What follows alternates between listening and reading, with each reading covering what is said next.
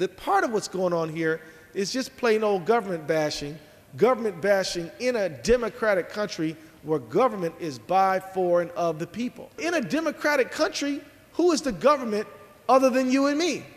The government is the people. And if the government isn't functioning right, then we need to be more engaged to make it function right.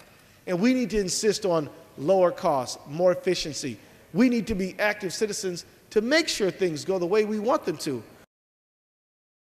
The CBO report says that when the exchange opens up, the co-op will be too little, too small to have any market presence, and will not be able to really be strong enough to actually impact the market. So the fact is that people will be left for years and years with no real successful option to lower costs. So the co-op is really not a viable option.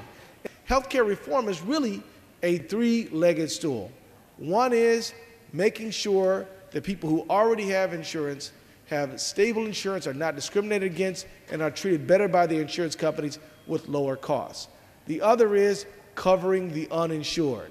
The third leg is a public option that can compete with private market insurance so that they can hold costs down and can introduce evidence-based medical practices to give Americans the best quality care that's available.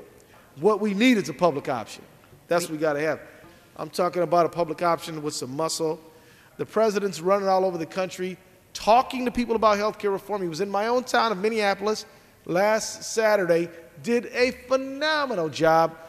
When he mentioned the public option, the crowd roared for 1 minute 40 seconds. Wouldn't even let him continue with his speech. That's how much people want the public option.